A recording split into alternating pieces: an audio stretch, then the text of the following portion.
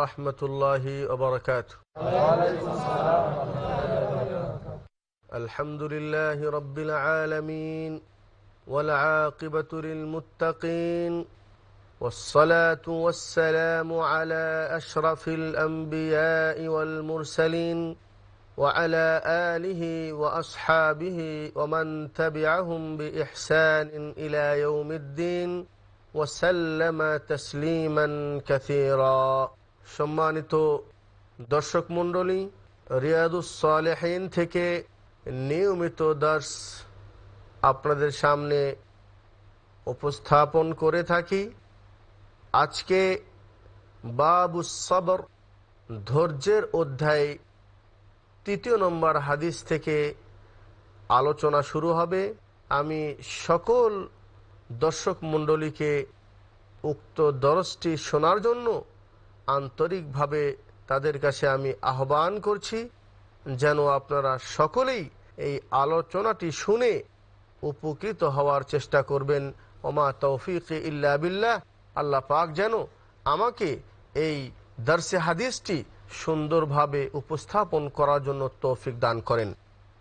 সম্মানিত দর্শক মণ্ডলী, আজকে যে হাদিস নিয়ে আলোচনা করব, হাদিসটি এই: ওয়ান আনাস রাদিয়াল্লাহু আনহু قال لما ثقل النبي صلى الله عليه وسلم جعل يتغشاه الكرب। আনাস বিন মালিক রাদিয়াল্লাহু তাআলা আনহু তিনি বলেন, লাম্মা সাকুলান নবী, যখন আল্লাহর নবী সাল্লাল্লাহু আলাইহি সাল্লাম অনেক বেশি অসুস্থ হয়ে পড়লেন, জাআলা ইয়াতাগাশশাহুল কারব, মৃত্যুর কষ্ট যখন ওনাকে দুর্বল করে দিয়েছে, ফাকালাত ফাতিমা রাদিয়াল্লাহু আনহা, তখন ফাতেমা, ওনার মেয়ে ফাতেমা রাদিয়াল্লাহু তাআলা আনহা তিনি বললেন, ওয়া কারবা আবাতা, হাই কষ্ট, আয় আব্বা কতই না কষ্ট হচ্ছে। ফাকাল, আল্লাহ নবী সাল্লাল্লাহু আলাইহি সাল্লাম এই শব্দটি শুনে বললেন, লাইসা আলা আবিকা কারবুন বাদাল ইয়াউম, তোমার পিতার উপর আজকের পর আর কোনো কষ্ট হবে না। ফালাম্মা মাত, যখন নবী মুহাম্মদুর রাসূলুল্লাহ সাল্লাল্লাহু আলাইহি সাল্লাম ইন্তেকাল করলেন, ক্বালাত, তখন ফাতেমা বললেন, ইয়া আবাতা আজাবা রাব্বান দা, আয় আফসোস, ইয়া আবাতা, হে আব্বাজান, আজাবা রাব্বান দা, হে আব্বাজান, আপনি আপনার রবের, আপনার প্রতিপালকের ডাকের আপনি সাড়া দিয়েছেন। ইয়া আবাতা জান্নাতুল ফিরদাউসি মাওয়া, হে আমার পিতাজান, হে আব্বাজান, জান্নাতুল ফিরদাউস আপনার হবে ঠিকানা।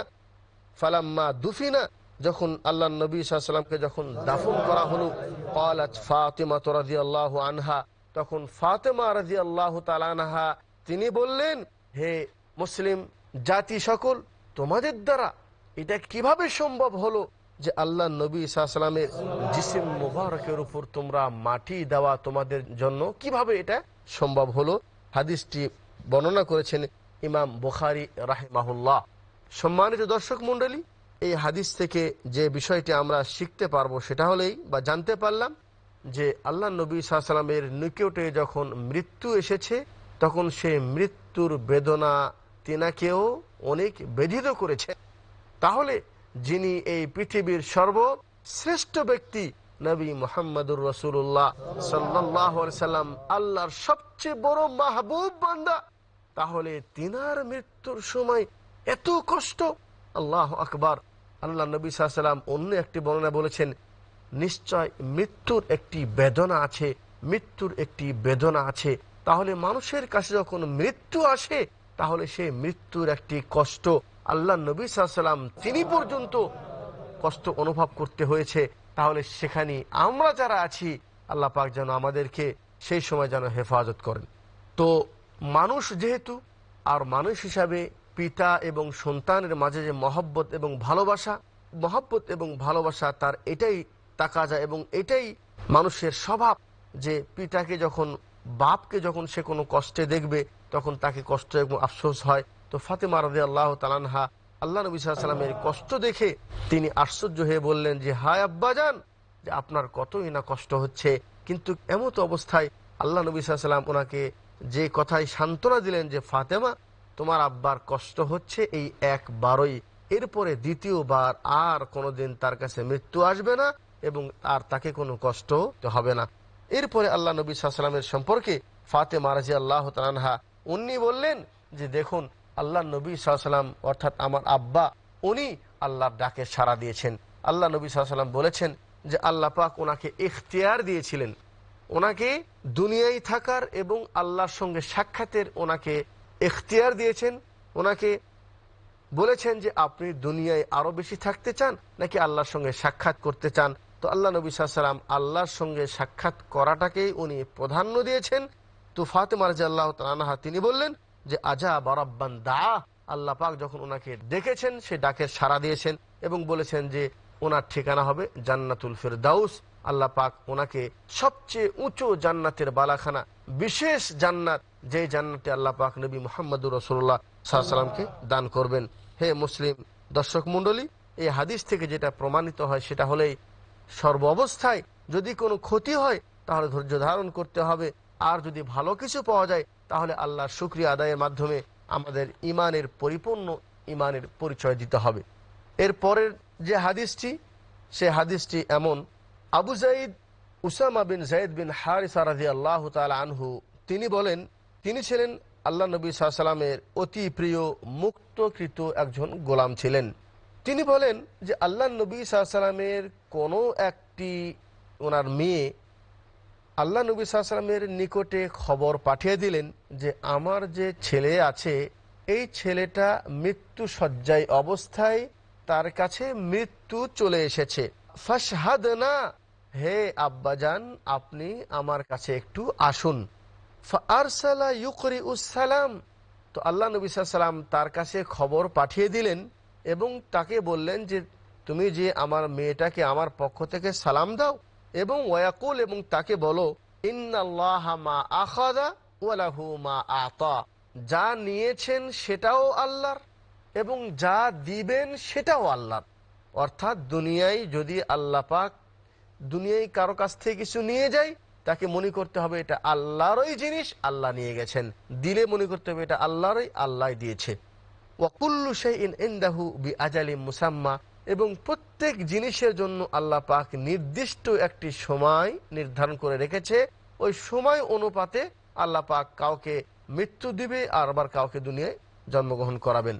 উনি বলছেন যে ফালিতাসবির ওয়ালিতাহতাসিব, বিধায় ঠিক আছে সন্তানের কাছে যদি মৃত্যু চলে আসে, মৃত্যু শয্যায় অবস্থা, উনি বলছেন যে তার যদি মৃত্যু হয়েও যায় তাহলে তোমার কাজ হবে তুমি যেন সে যেন ধৈর্য ধারণ করে এবং এর বিনিময়ে যেন আল্লাহর কাছে সওয়াবের আশা করে।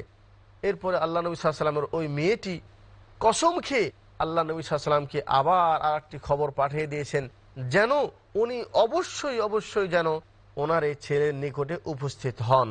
বলছেন এরপরে আল্লাহ নবী সাল্লাল্লাহু আলাইহি ওয়াসাল্লাম সেখানে যাওয়ার উদ্দেশ্যে রওয়ানা হলেন এবং ওনার সাথে যে ছিলেন সাহাবায়ে কেরাম, সাদ বিন উবাদা ছিলেন, মাজ বিন জাবাল ছিলেন এবং উবাই ইবনে কাব এবং যায়েদ বিন সাবিত ওয়া রিজালুন রাদিয়াল্লাহু আনহুম, আরও কিছু লোক ছিলেন।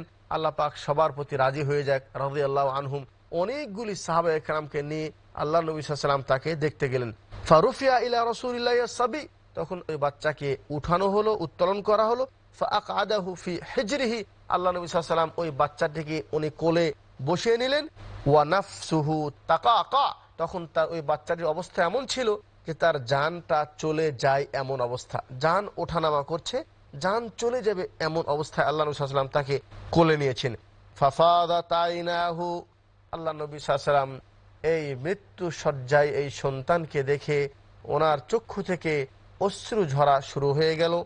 ফাকাল সাদ, তখন সাদ রাদিয়াল্লাহু তাআলা তিনি বললেন ইয়া রাসূলুল্লাহ মা হাদা, হে আল্লাহ নবী সাল্লাল্লাহু আলাইহি ওয়াসাল্লাম এটা কি? অর্থাৎ আল্লাহ নবী সাল্লাল্লাহু আলাইহি ওয়াসাল্লামের চোখ থেকে যে অশ্রু ঝরছে, উনি যে কান্না করছেন, তো বলছেন আয় আল্লাহ নবী সাল্লাল্লাহু আলাইহি ওয়াসাল্লাম এটা কি? এটা কেন বললেন?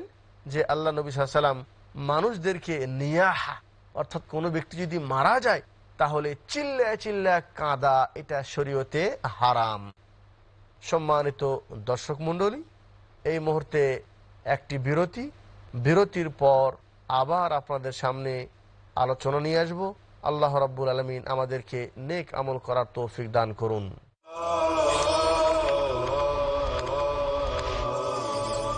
رمضان قد أهل بالصيام وأطل. আসসালামু আলাইকুম ওয়া রাহমাতুল্লাহ। আমি মোহাম্মদ হাশিম মাদানী, পিস টিভি বাংলার পক্ষ থেকে, আমার পক্ষ থেকে সকল মুসলিম ভাইদের জানাচ্ছি মাহে রমজানের মুবারকবাদ।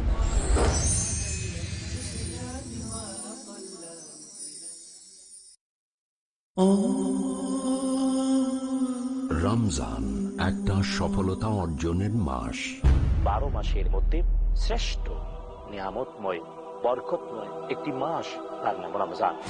সিয়াম পালন করতে গিয়ে নিজের দৃষ্টির, নিজের কানে, নিজের মুখের, নিজের অনুভূতির, সমস্ত শরীরের সিয়াম পালন করতে হয়। রমজান মুবারকের সিয়াম সাধনা আমাদের শিখায় নিয়ন্ত্রিত হতে। রোজা একজন মানুষের জীবনকে সরল সঠিক পথের উপরে উঠিয়ে দেয়। যে রমজান পেল অথচ নিজের নামটা জাহান্নামীর তালিকা থেকে বাদ দিয়ে জান্নাতীদের তালিকাভুক্ত করতে পারল না, তার ধ্বংস হোক। আপনার সিয়াম আরো বিশুদ্ধ ও পরিচ্ছন্ন করার জন্য দেখুন রমজানের বিধিবিধান। প্রতিদিন সন্ধ্যা 6:30 ওর পুনঃ সম্প্রচার সকাল 7:30 বাংলাদেশে পিস টিভি বাংলায়।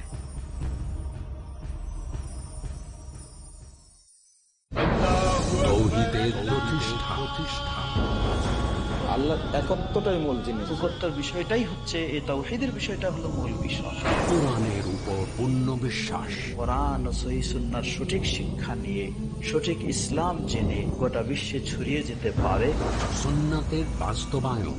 আরেকজন মুসলিম অপরজনকে ইসলামের দিকে দাওয়াত দিবেন কোরআন এবং সুন্নাহর আলোকে। জানুন ইসলামের বুনিয়াদী নীতিসমূহ। দেখুন মুসলিম জীবনের মূল ভিত্তি। প্রতি বৃহস্পতিবার রাত 9টায় আর পুনঃ সম্প্রচার দুপুর 1:30 বাংলাদেশে পিস টিভি বাংলায়।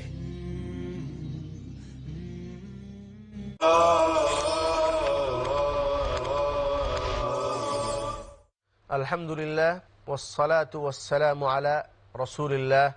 সম্মানিত দর্শক মণ্ডলী, আমি আপনাদের সামনে উসামা বিন যায়েদ বিন হারিসা রাদিয়াল্লাহু তাআলা আনহুর হাদিস বর্ণনা করছিলাম যে আল্লাহ নবী সাল্লাল্লাহু আলাইহি সাল্লাম উনি এবং আরও বেশ কিছু সাহাবা একরামদেরকে নিয়ে ওই বাচ্চাকে দেখতে এমন সময় গিয়েছেন যখন সেই বাচ্চাটির জান চলে যাবে, জানটা ওঠানামা করছে। এই অবস্থায় আল্লাহ নবী সাল্লাল্লাহু আলাইহি সাল্লাম ওই বাচ্চাটি কোলে নিয়ে যখন তার এই মৃত্যুর শয্যায় অবস্থায় যখন তাকে দেখছেন, তখন আল্লাহ নবী সাল্লাল্লাহু আলাইহি সাল্লামের চোখ থেকে ঝরঝর করে পানি পড়া শুরু হয়েছে।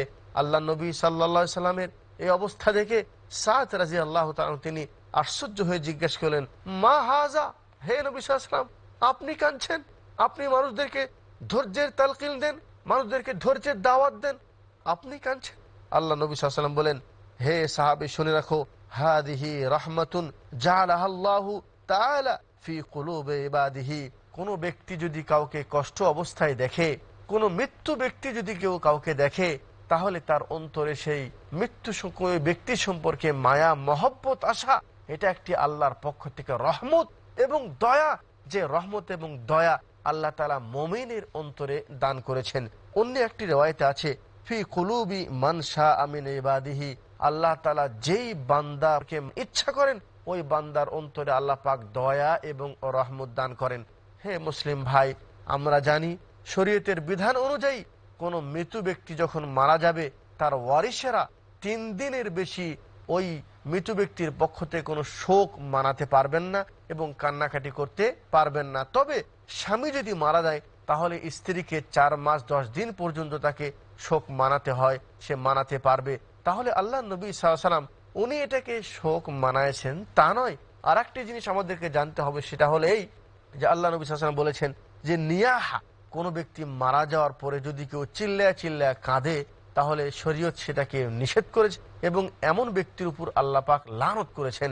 তো আল্লাহ নবী সাল্লাল্লাহু আলাইহি ওয়াসাল্লাম উনি চোখ থেকে ঝরঝর করে পানি পড়ছেন। তো চোখ থেকে পানি পড়া এবং কাঁদা এটা শরীয়তে কোনো অন্যায় কাজ নয়, এটা আল্লাহর পক্ষ থেকে একটি দয়া।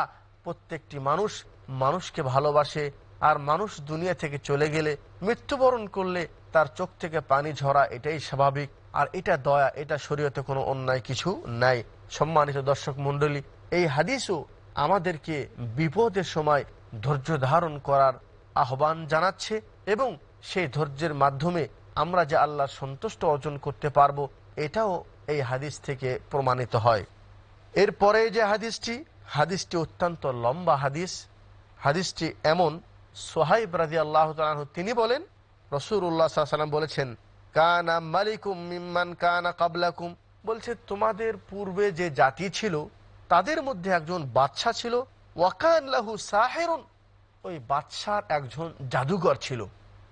ফালাম্মা কাবিরা ক্বালা লিল মালিক, ওই জাদুঘরটি যখন বয়সপ্রাপ্ত হয়েছে, বার্ধক্যে যখন পৌঁছে গিয়েছে, বয়স যখন বেশি হয়ে গেছে, তখন বাদশাকে বলল, ইন্নী কদ কাবিরতু ফাবাস ইলাইয়া গুলামান, হে বাদশা, আমি তো বয়স হয়ে গেছে এবং আমি বার্ধক্যে পৌঁছে গিয়েছি, বিধায় ফাবাস ইলাইয়া গুলামান, আমার নিকটে একজন বাচ্চাকে আপনি পাঠান, ও আল্লিমুহু সিহর, আমি ওই বাচ্চাকে আমার জাদুটি আমি শিখিয়ে দিব।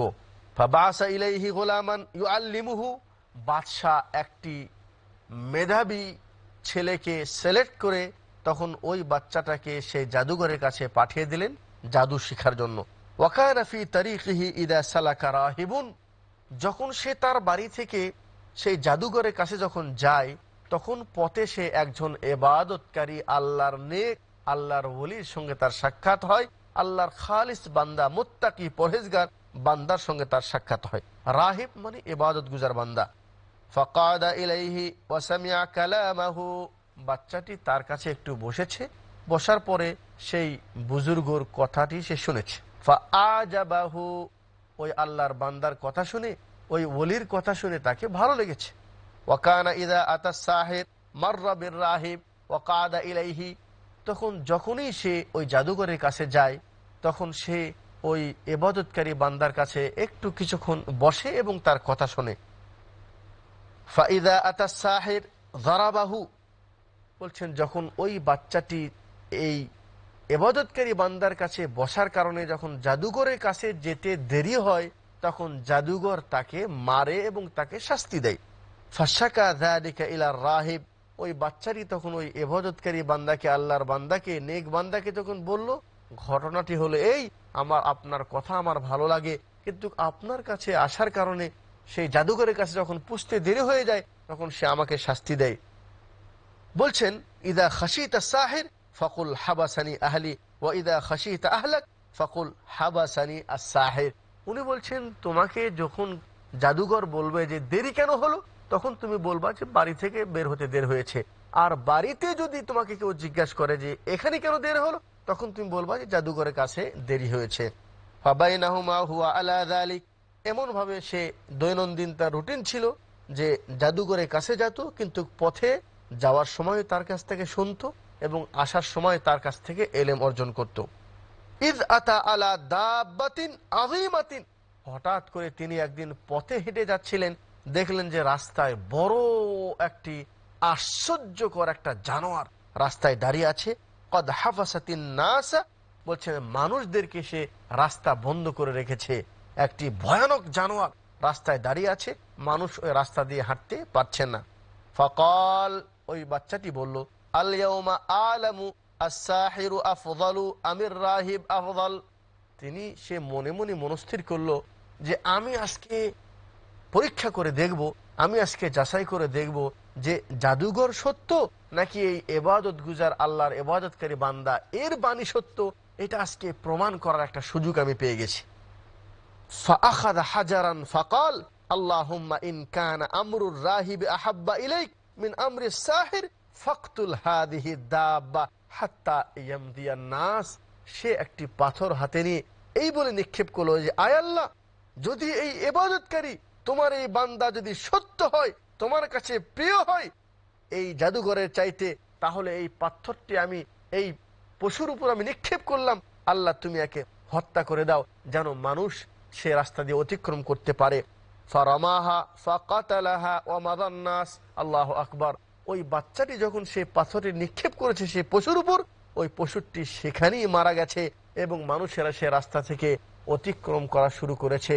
সম্মানিত দর্শক মণ্ডলী, সেই বাচ্চাটি এটা প্রমাণ করতে সক্ষম হলো যে জাদুঘর তাকে আল্লাহ বেশি ভালোবাসেন নাকি আল্লাহর যে নেক বান্দা আছে, আল্লাহর ইবাদতকারী বান্দা, আল্লাহ তাকে বেশি ভালোবাসে, এই দুটা তার সামনে স্পষ্ট হয়ে গেল। ফাআতার রাহিব ফাআখবারাহু, সেই বাচ্চাটি ইবাদতকারী বান্দার কাছে আসে, আল্লাহর ওলির কাছে এসে খবরটাটি বলল যে আজকে পথে এই ঘটনা ঘটে গেছে। ফাকাল লাহুর রাহিব, তখন সে ইবাদতকারী বান্দা তাকে বললেন, আই বুনাই, হে আমার বৎস, হে আমার ছেলে, আনতাল ইয়াউম আফযালু মিন্নি, তুমি তো আজকে এমন একটি বড় কাজ করেছো যে কাজ আমার দ্বারাও সম্ভব না, বড় উত্তম কাজ করেছো, বড় একটি কাজ করেছো। কদ বালাগা মিন আমরিকা মা আরা, আমি যা মনে করছি তুমি তো আল্লাহর অনেক নিকটে উনি পৌঁছে গিয়েছো এবং তুমি অনেক আগে চলে গেছো। ওয়া ইন্নাকা সাতুবলা, তবে আমি আশঙ্কা বোধ করছি যে তোমাকে অবশ্যই অবশ্যই পরীক্ষা করা হবে। ফা ইন ইবতালাইতা ফালা তাদুল্লা আলাই, বলছেন তোমাকে যদি পরীক্ষা করা হয় তাহলে তুমি যেন আমার কথা বাদশাকে না বলো। ওয়া কানাল গোলাম ইউবরিউল আকমাহা ওয়াল আবরাস, আর গোলামটি, ওই বালকটি কি করত, যে জন্ম অন্ধ কোন ব্যক্তি এবং কুষ্ঠরোগী ব্যক্তিকে সে হাত ফিরিয়ে দিত এবং সে আরোগ্য লাভ করত, চোখ ভালো হয়ে যেত এবং কুষ্ঠ রোগও ভালো হয়ে যেত। বলছেন ফাসামিয়া জালিসুল লিল মালিক, বাদশার একজন নিকটতম বন্ধু, তখন সে এই কথাটি শুনতে পেরেছে যে একজন বালক সে অন্ধ ব্যক্তিকে এবং কুষ্ঠ রোগীকে ভালো করে দেয়। কানাকাত আমিয়া, ওই ব্যক্তি অন্ধ হয়ে গিয়েছিল। ফাআতাহু বিহাদায়া কাসীরা, অনেকগুলি হাদিয়া নিয়ে এসে তার কাছে উপস্থিত হলো। ফকাল, এবং বলল, মা হা হুনা লাকা আজমাউ ইন আনতা শাফাইতানি, বলছেন আমি সব কিছু হাদিয়া নিয়ে আপনার কাছে একটি বড় উদ্দেশ্য নিয়ে এসেছি। সেটা কি, যে আমি জন্ম অন্ধ, আমাকে আপনি শেফা দিয়ে দেন, আমার অন্ধটাকে আপনি ভালো করে দেন। ফকাল ইন্নী লা আশফি আহাদান, বাচ্চাটি বলল যে হে ব্যক্তি শুনে রাখো, লা আশফি আহাদান, আমি কাউকে শেফা দিতে পারি না, আমি কাউকে আরোগ্য করতে পারি না। ইন্নামা ইয়াশফিল্লাহু তাআলা, শেফা দিবেন আল্লাহ। ফাইন আমানতা বিল্লাহি দাউতুল্লাহ ফাশাফাকা, তুমি যদি আল্লাহর প্রতি ঈমান নিয়ে আসো তাহলে আমি তোমার জন্য আল্লাহর কাছে সুপারিশ করব, আল্লাহর কাছে দোয়া করব, আল্লাহ তোমার চোখকে ভালো করে দিবেন। ফাকাল, বলছেন ফাআমানা বিল্লাহি ফাশাফাহুল্লাহু তাআলা, ওই ব্যক্তি তখন আল্লাহর প্রতি ঈমান নিয়ে এসেছে, আল্লাহ তাকে শিফা দান করেছেন। ফাআতাল মালিক ফাজালাসা ইলাইহি কামা কানা ইয়াজলিস, সে যেভাবে বাদশার কাছে আসতো নিয়মিত, চোখটি ভালো হওয়ার পর এরপর আবার বাদশার কাছে এসেছে, তখন বাদশা তাকে বলল, তোমার চোখটা কে ফিরে দিল? বাদশার সেই বন্ধু বলল, রব্বি, আমার রব আমার চোখটাকে ফিরিয়ে দিয়েছে। হে ওজির, হে বন্ধু, আওয়ালাকা রব্বুন গায়রি, আমি ছাড়া আর অন্য কোন রব তোমার আছে নাকি? বলছে রব্বি ও রব্বুকাল্লাহ, তিনি আমারও রব তোমারও রব। সুবহানাল্লাহ। ফাআখাযাহু, তখন ওই ব্যক্তি বাদশা ওকে ধরলো, তখন তার এই সহপাঠীকে আযাব দেওয়া, শাস্তি দেওয়া শুরু করলো যে আমি ছাড়া কোন রব আছে তুমি সেটা আমাকে বলো, তোমাকে কে ভালো করেছে, কিভাবে তুমি আরোগ্য লাভ করলে, এটা আমাকে পরিপূর্ণ ঘটনা বলো। তাকে যখন শাস্তি দেওয়া শুরু করেছে, ফাজিআ, তখন সে বলে দিয়েছে, হাত্তা দাল্লা আলা গোলামিন, যে অমুক গোলাম, অমুক ব্যক্তি, অমুক শিশু, সে আমাকে এই চোখটি ফিরিয়ে দিয়েছে। ফাজিআ বিল গোলাম, সেই গোলামটাকে নিয়ে এসেছে। ফাকাল লাহুল মালিক, বাদশা তখন তাকে বলল, আই বুনাই কদ বালাগা মিন সিহরিকা মা তুবরিউল আকমাহা ওয়াল আবরাস, হে বাচ্চা শুনে রাখো, আমি জানতে পারলাম যে তুমি জন্ম অন্ধ এবং কুষ্ঠ রোগীকে ভালো করো। ওয়াতাফআল, তুমি এটা করো সেটা করো, তুমি অনেক রোগকে ভালো করো। ইন্নী লা আশফি আহাদান, তখন সে বাচ্চা বলল, হে বাদশা, ইন্নী লা আশফি আহাদান, আমি কাউকে ভালো করতে পারি না। ইন্নামা ইয়াশফিল্লাহ, আমার যিনি রব আছেন উনি মানুষকে শিফা দেন, উনি মানুষকে আরোগ্য করেন। ফাআখাযাহু ফালাম ইয়াজাল ইউআযিবুহু হাত্তা দাল্লা আলা রাহিব, ওই বাচ্চার প্রতি নির্যাতন শুরু হয়ে গেল, এমন কি ওই বাচ্চা ওই বুজুর্গ এবং আল্লাহর ওলির ঠিকানা বলতে বাধ্য হলো। যখন তার সম্পর্কে বলে দিল যে আমি এই বিদ্যা এবং এই জ্ঞান এবং এই ঈমান আমি অমুক ইবাদতকারী বান্দার কাছ থেকে শিখেছি, ফাজিআ বির রাহিব ফাকিল লাহু, তখন ওই ব্যক্তিকে নিয়ে আসা হয়েছে। নিয়ে আসার পর ফাকিল লাহু, তাকে বলা হয়েছে, ইরজি আন দীনিক, তুমি তোমার দিন থেকে ফিরে যাও। ফাআবা, সে অস্বীকার করেছে। ফাদা বিমিনশারিন ফাওয়াদিআল মিনশারু ফি মাফরাকি রাসিহি, বলেন করাত নিয়ে এসো, এই করাত নিয়ে এসে তার মাথার উপরে রেখে সমস্ত মাথাটি দুখণ্ডিত করে দিয়েছে। ফাশাক্কাহু হাত্তা ওয়াকা শিক্কাহু, দুই ভাগে ভাগ করে দিয়েছে তার সমস্ত শরীরটাকে। বাচ্চার যে বন্ধু ছিল তাকেও নিয়ে আসা হয়েছে, তাকে বলেছে ইরজি আন দীনিহি ফাআবা, তুমি তোমার দিন থেকে ফিরে যাও, অন্যথায় তোমারও ওই অবস্থা হবে যে অবস্থা এই বুজুর্গর হলো, এবং তার সাথে এই ব্যবহারই করা হলো। এমনকি ওই বাচ্চাকে নিয়ে এসেছে। সম্মানিত দর্শক মণ্ডলী, হাদিসটি একটু লম্বা এবং দীর্ঘায়ু। হাদিসের বাকি অংশ পরবর্তী দর্শে শোনার জন্য আপনাদেরকে আন্তরিক আহ্বান জানিয়ে আজকের মতো আলোচনা এখানেই শেষ করছি। এই হাদিসের বিস্তারিত আলোচনা, বাকি আলোচনা পরবর্তীতে দর্শে শোনার জন্য আপনাদের বিশেষভাবে অনুরোধ জানাচ্ছি। আল্লাহ রাব্বুল আলামিন আমাদেরকে যেন এই দর্শে হাদিস থেকে উপকৃত হওয়ার তৌফিক দান করেন। ওয়া আখিরু দাওয়ানা আলহামদুলিল্লাহি রাব্বিল আলামিন। ওয়াসসালামু আলাইকুম ওয়া রাহমাতুল্লাহি ওয়া বারাকাতুহু।